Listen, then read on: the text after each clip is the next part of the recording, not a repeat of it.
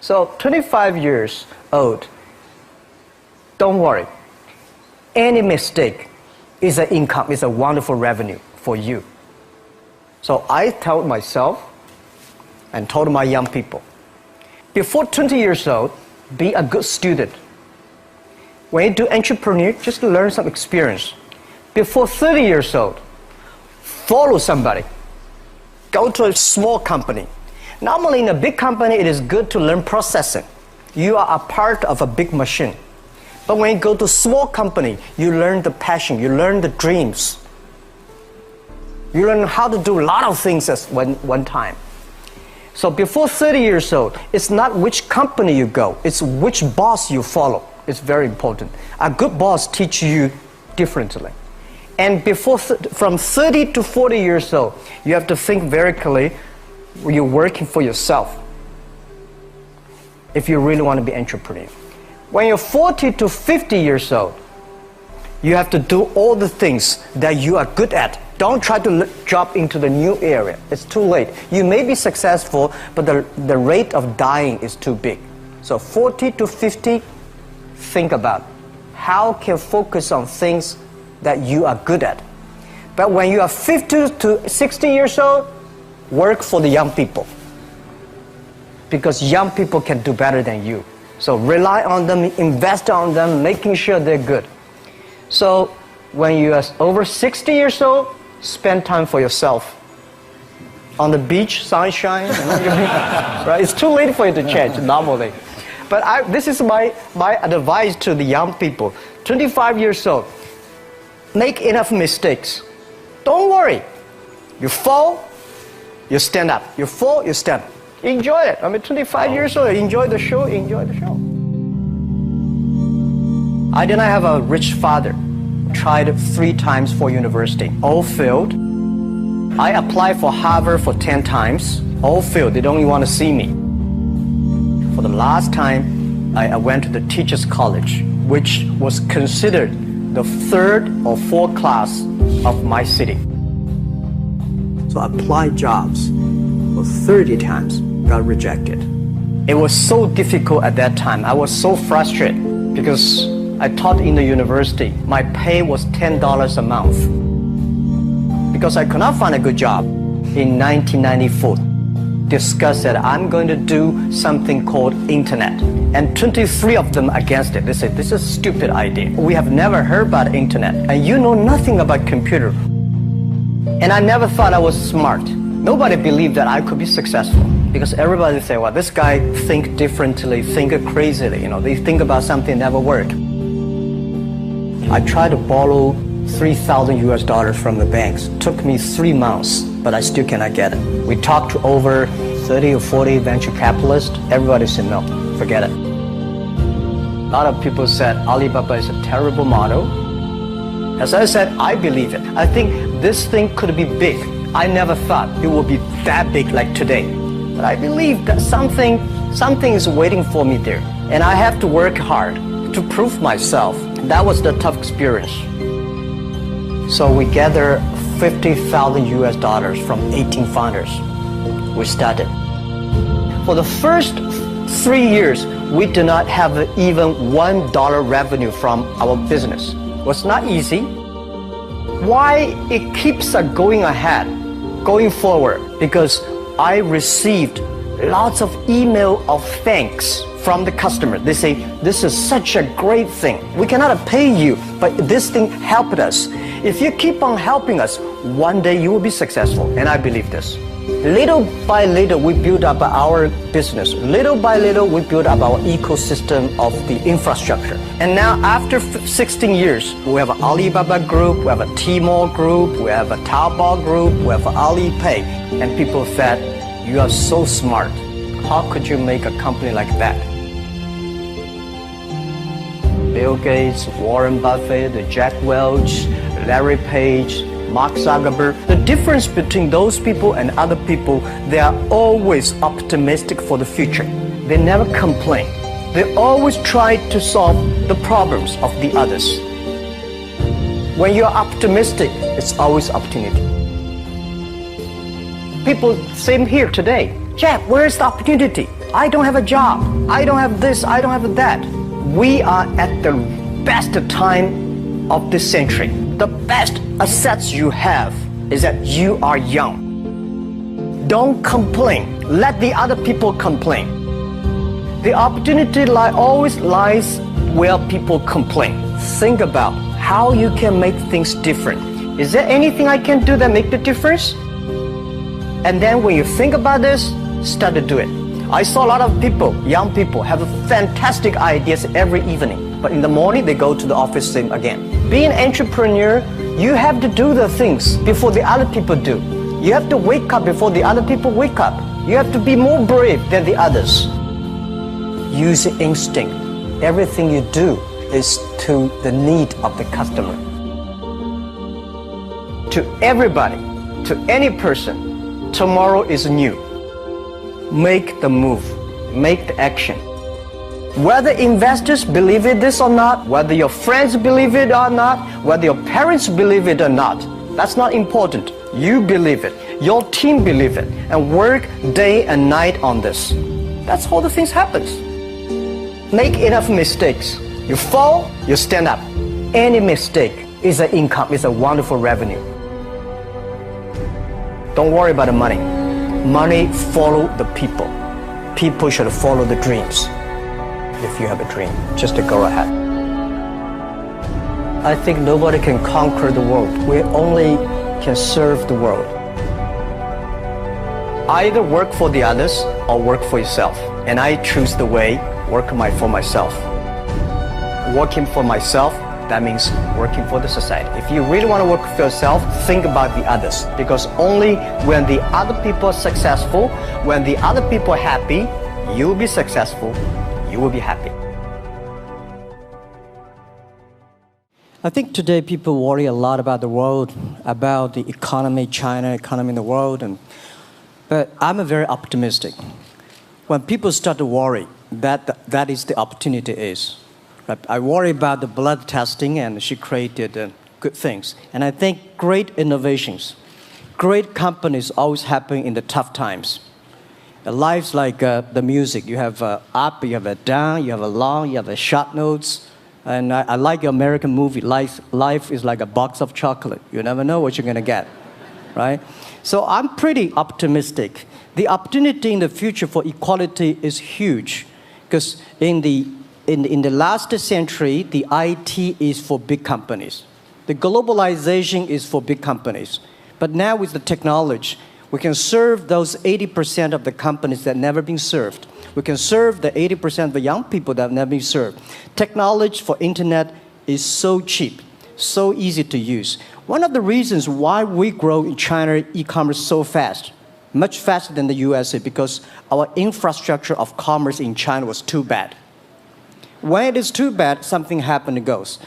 Today, we are working on the rural areas of China. I can never imagine that China, about 800 million people still live in the rural areas, are farmers. And there are about close to 200 million people. Their income is less than $1 per day. And before the internet, it's impossible for these guys to reach the PC because it's so difficult. Even people like me, I don't know how to use a PC. But now, 80% of the farmers, those people using mobile phones. When you have the mobile phones, the internet, the data, things change a lot.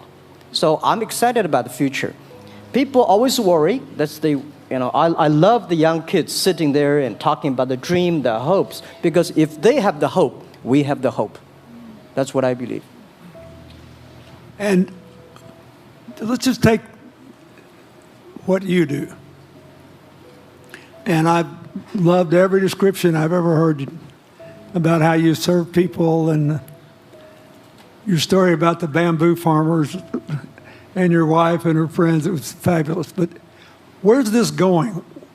What are you going to do? What are your plans to maximize the use that people in remote rural areas of China can make of their cell phones besides ordering your projects? How are you going to get it? Are you going to get them in the banking system through cell phones? How? Well, we never know that we can grow so fast. In the past 5 months, we covered 4,500 villages. And these people, normally they use in very traditional way. It took them like we went to a rural area. It took the farmers 2 hours to walk to the downtown in the middle of the town and buy things. But today, because the mobile phone, and we can deliver things to their home, to their village within 72 hours. I remember last week I read a very interesting news. This is amazing. There is a girl, she told me a story. She said her grandfather, 92 years old birthday. And for his life, he always wanted to try one Western style food. But he lived in the rural areas. There's no such restaurant food. So she said, I tried on the internet, book a restaurant dinner for Western food, delivered to that village. And they finally immediately find one restaurant. There are 3 guys. They took like a 3 days bus from Shanghai to that village, made an Italian spaghetti and beef for them for this 92 years old birthday. And whole village was excited. Everybody started, wow, we can order food, Western style food. So buying almost everything. And also we're helping, there are a lot of farmers, they plant a lot of apples, great apples. But 90% of the apples rotted because there's nobody buy them.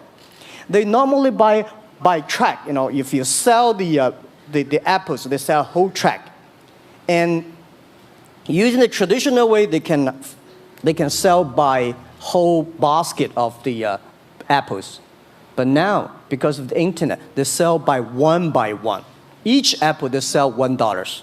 Or 1 RMB or 2 RMB for each. So the farmers see using internet, they can buy and sell using the mobile phone. That changed their lives. And I think it's exciting. And people need examples when they see, well, my neighbor made money through online to selling things. My neighbor buy much interesting things online. People start to learn. And more people start to buy the mobile phones. We cannot make all the mobile factories to sell phones to them. Only they know the mobile phone really works, helping change their lives, they start to buy the mobile phones. Just one more question. And then, do you think this will make the current problems like the current problem in China less likely? That is, if we'll have more market information and the market will drive where the investment goes instead of the government trying to make judgments about, I better build another housing development or office development here, there, yonder, and you wound up with a bubble. Well, if it comes from the bottom up, is it more likely that fewer bad things will happen? Yeah, I think last week I was in Seattle discussing about the China economy. I think you American people worry too much about the China economy. Well, you see, every time when you start to worry about China goes better. Every time you think China is in problem, we'll get better. But when you have to say, you have a high expectation of China always a problem. Like parents have the expectation of the kids, are the same. But there's a big difference between American consumption because people say, well, the economy is bad, so China consumption will be good low. No, totally different. You Americans love to spend tomorrow's money. And the other people's money, maybe. Or maybe the children's money. We Chinese love to save money. We are probably the largest country, the safe deposit in the whole world because we've been poor for so many years. When we make money, we put in the banks because someday we know the disaster is coming, so we can spend the money. So when the economy is bad, we still have the money to spend. You guys probably don't. You worry. And the second thing is that China been focusing on developing for the past 30 years. China government so strong on investment, so strong on exporting, but they are too weak on the domestic consumptions. Domestic consumption is not driven by government, it's driven by entrepreneurship, driven by the market, not the government. So in the past 20 years, government is so strong.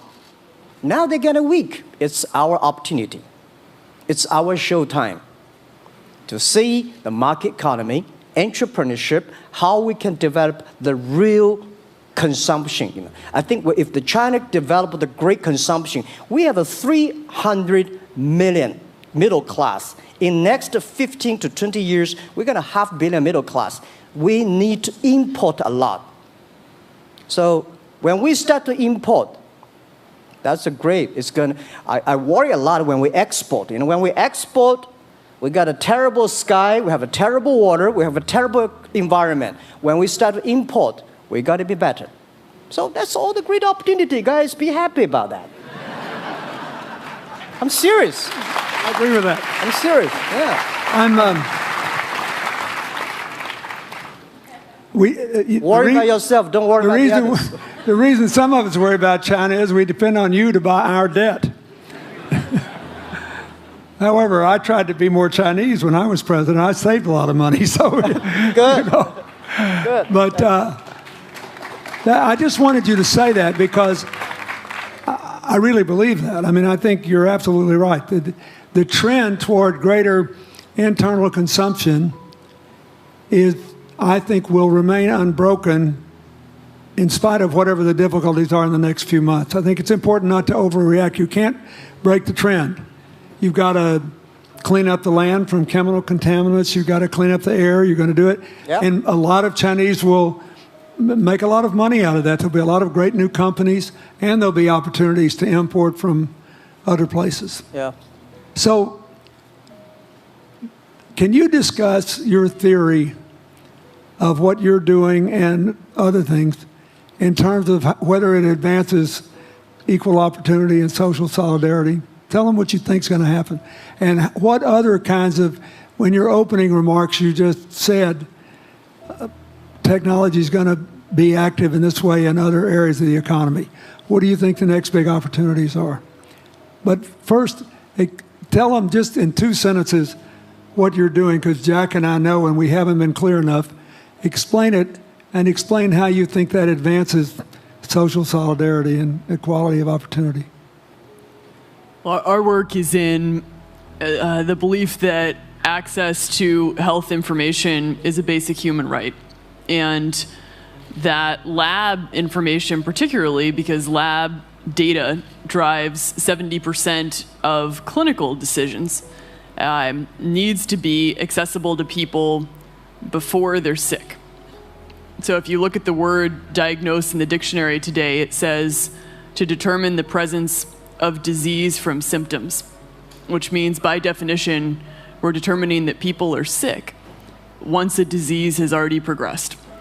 And our work is in being able to make lab testing accessible to people in time for therapy to be effected, and to do that in a way in which every person, irrespective of their insurance status, irrespective of where they live, can afford the ability to get a test done. So that means, in our case, we've invested the last 12 years in now developing hundreds of tests, many of which are less than $10. So $2 tests in the United States. And I think one of the amazing things about this country is that we have such an incredible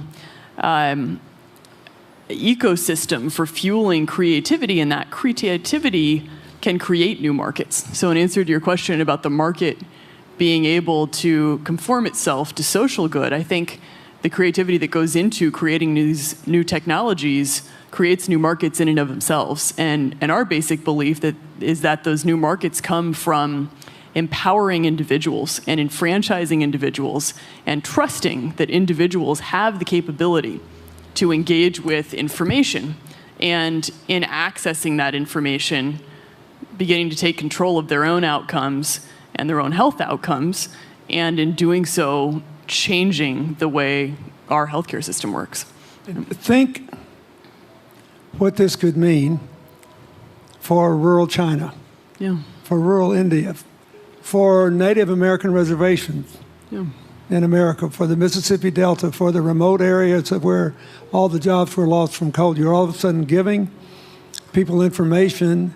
And one of the most important things I think we did in my second term as president in the healthcare front, was develop this diabetes self-care program. And all of a sudden, Jack's company could be delivering the means to self-care based on your test. I mean, I think that this is a very big deal. We all want to live as long and as well as we can. And Craig Venner was here. We were joking about whether we'd make it to 100. But in the meanwhile, you want to keep people healthy. And if they're sick, you want to intervene early, not late. Yeah. Well, and if you look at, the ability to engage with this information, we have a $4 trillion healthcare problem in this country. 20% of it is type 2 diabetes, which is reversible. And we have 90 million Americans who do not know they are pre-diabetic. But access to information and the ability to engage with that information is the foundation for being able to change those outcomes and cost, right? One more fact, and then I want to call on Jack. You founded this company 12 years ago, right? Yeah. Tell them how old you were. I was 19. Yeah. So, don't worry about the future. We're in good hands. So, I was thinking about 19, where I am. 19, I've not passed the examination for university yet. I failed 3 times, but I think it worked out. I'm not good at schooling. Well, yeah, that's why I give confidence to a lot of young people in China. If Jack Ma can be successful, 80% of the people can be successful. People like her, we're jealous. But, well, equality, I would like to make a little bit technology helping, because yesterday I was joining the UN Women Conference about gender equality. And I think the first technology revolution happened 200 years ago in the UK, released the human body, the arm, stronger. The second technology revolution in the USA for energy, you can last long. But this technology revolution release the brain. So this century is not a competition who is stronger, whose muscle is stronger. It's who is smarter, who is soft, who can listen. It's the challenge of wisdom. So man and woman are equal. On the internet, you can never see he's a woman or a man. And on the internet, women can serve much better than men on the internet. Men talking about the business, talking about numbers, competition, they make business very cold. Women, they make business very cozy, lifestyle, and interesting. 50%, more than 50% of our shop owners, more than 5 million shop owners are women. And people love that. This is a great thing. I see that this century, we see more and more women leaders, on the state leaders, the presidents. In the future, we're going to General Secretary of the United Nations should be a woman leader. And this is the great century for equality. And I feel excited about that. Let me ask you, we're almost out of time, but one of the things that we haven't talked enough about here, and not just here, but generally, is whether the leapfrogging we saw with cell phones, which was instrumental in your phenomenal business success and which will make it possible for you at the appropriate time to do what you've done on a global scale, hitherto unimaginable in all of human history for anybody to have any of their own health data. We've seen examples, but not the kind of dramatic penetration we need with energy and clean energy and enough in a short enough time to avoid the worst consequences of climate change. So do you believe that, your country has done more than anybody else to try to put up solar panels, and some of your companies went broke because you overdid it, right? But beforehand, and you got to work out the phase out of the coal, the phase into the sun and all that.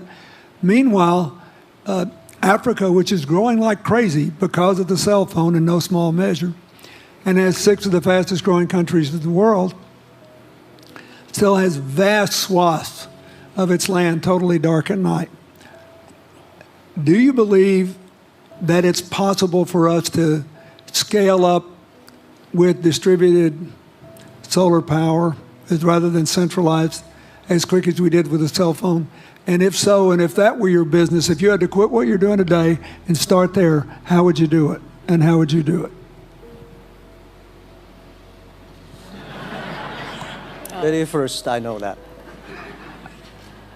I'm such a huge believer in technology, and I think especially right now, we're at an incredible time in terms of new technology and the ability to apply technology in a scalable way towards solving some of these problems. So I would look at it in the context of some of the renewable solutions that we already have, and in the context of empowering, connecting individuals with access to those solutions, and in the context of creating markets around them. I think that there's real opportunity to actually create an ecosystem in which people can financially benefit from these solutions, and I think that's going to drive an adoption. I think in developing economies, there's a revenue stream associated with that, and the more we can turn even already some of the technologies that we have into markets, the more that we can fuel, I believe, local growth and individual engagement in beginning to adopt some of these solutions. Just related to that, Jack, you answer it, and then I'll ask you one final question. Yeah, I am a strong believer that technology can make world much better, because people say China economy is getting slower. I'm happy about the 7%, even 5%. Even 5% of the GDP of the number of China, of the second largest economy, is big enough. But you don't expect China keep on growing 11%. Because like one human body, when you are 1.8 meters tall, you cannot keep on like a 10% grow every year. You have to grow the quality, your mind, the wisdom. So I think China needs new technology to solve these problems, and which today the data, the clean technology, all these things that China is supposed to do, if we keep on the tradition, the old ways, we'll go nowhere. This is why I feel excited, because people ask me, what is your dream now? Because I never thought I would be today. I can sit here talking to president. I'm like a guy, on the street, and like failed 3 times for university, 5 times for high key schools. I applied for 10 times in Harvard school, all rejected. I never thought, because of the technology, because the internet gave me this opportunity. So I think when I retire, I don't want the Chinese people have a terrible water to drink, unsafe for food, and the money we make all spent in the hospital. That's disaster.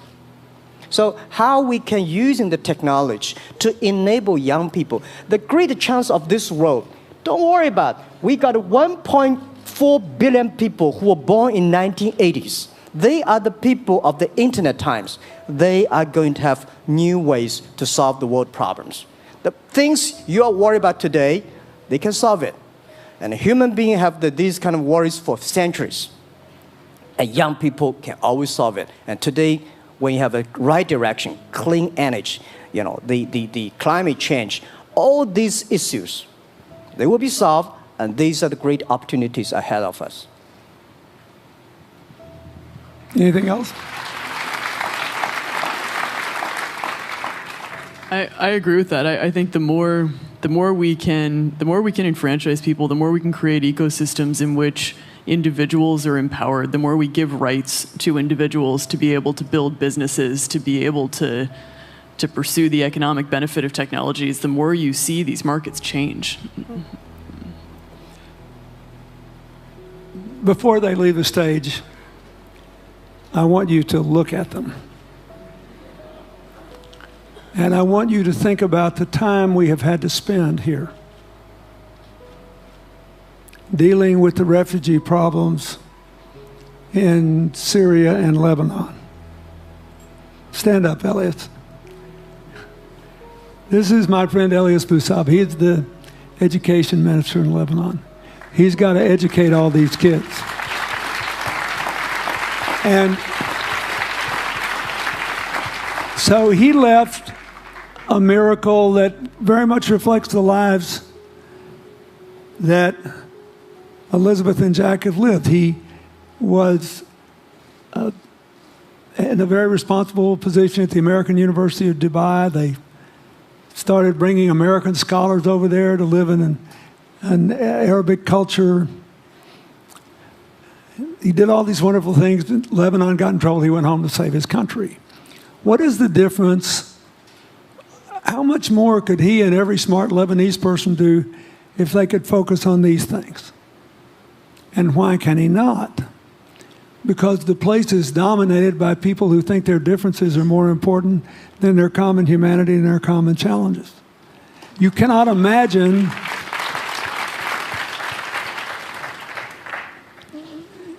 Jack Ma's proud of being Chinese. I like that. He never hid it. He's happy about it. I'm proud to be a global citizen too. Yeah. Yeah. And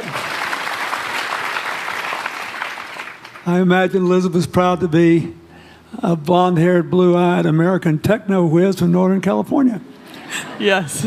But they don't, not a word either one of them has said has defined the meaning of their lives or the direction of their work with negative reference to someone else. My friend Dikembe Mutombo, stand up. No, you don't have to stand up. It'll hurt you too much. You're an old man. My 7'2" tall friend was just inducted into the National Basketball Association Hall of Fame. And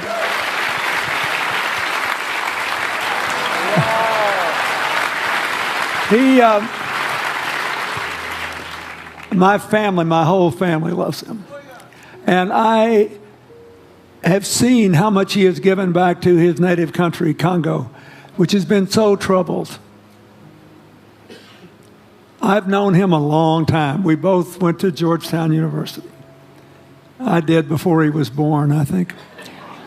I've never heard him say a resentful thing about anybody. I have seen him give and give and give and try to give the people in his native land opportunities. Why am I telling you this? He's had a good life because he never defined his life with negative reference to anybody else. He never begrudged anybody else's success, and he thought he had an obligation to help other people. I'm telling you, we are back in a time of collective global insecurity where the main struggle is the oldest one in human history, just in modern techno realities. I mean, if you were trying to build the Middle East, you would think about our permanent sponsor here, the ambassador from Oman, who her government tried to help head off a calamitous war in the Middle East over the nuclear issue in Iran. We all pray to God that it'll work out all right. And the lead she made. You look around all these places, wherever people are putting aside their differences and working together, good things are happening. We cannot achieve economic or social equality without living in the factual realities of the world we face, looking at the obstacles, looking at the opportunities, making the best decisions. And those of us who even feel good about ourselves because we think we spend a lot of time giving, our whole goal should be to work ourselves out of a job. One of the things that Bill and Tanny Austin are sitting there with Starkey, they started giving away hearing aids, and then they decided, well, we better teach these young people how to speak. If they get the gift of hearing, they'll have to learn that. So they got into the education business. Sonny Varkey got into the education business and decided somebody ought to do something really dramatic to remind people that the only people that really matter are the teachers. So he gave the first Global Teacher of the Year award last year, and an international panel gave the prize to a teacher from Maine who promptly gave the entire $1 million to her school. The woman never made any money in her life. She gave all the money away immediately. The future is going to be forged by people who think of how to use the modern tools that we are given, as Elizabeth and Jack have, to create opportunity through empowerment. And it will not be a straight line. It's too many moving parts. But I just want you to think about that. The reason you feel good looking at them is that you identify with them even though they're different from you. And that's basically where we are all over again, and we can't slip back. We can't give up. That's why when we had the Prime Minister of Italy and George Soros talking about the future of Europe, and George said it was coming apart, and the Prime Minister said, no, it doesn't have to come apart if it's about something more than economics.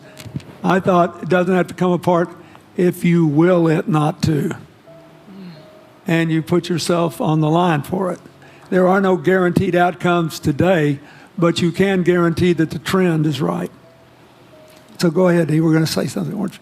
Yeah, I just wanted to add, I mean, as we're talking about the future and from my own experience and looking at all the faces here, I think a huge part of the answer to your question is also to raise our little girls with the stereotype that they can be the best in engineering and science and math. Because when they do in all of these industries, it changes everything. And we need to do that in this country, and we need to do that as parents in other countries. You know? Yeah, I was thinking about if what you say. I think about when you talk about problems, you normally it's like a politician. When you talk about opportunities, that the business people. I was thinking about how we can using this all the problems that change the problem become the opportunity. And I don't know. I just feel excited when people talk about problems. I think think about if you can solve one of them, that's the chance. And today, nobody live in this century has so many opportunities and so many tools they can use to change other people's life. And I think in the last century, which I call the IT time, this century is called the DT time, data technology. IT is to empower yourself, make yourself strong. DT is to empower the others. When you empower the others, you empower your future, yourself. So when I listen to you talk, I agree, and I think that's why we were born in this century. That's why how we can use the internet to help more people. Let's give him a hand. Thank you.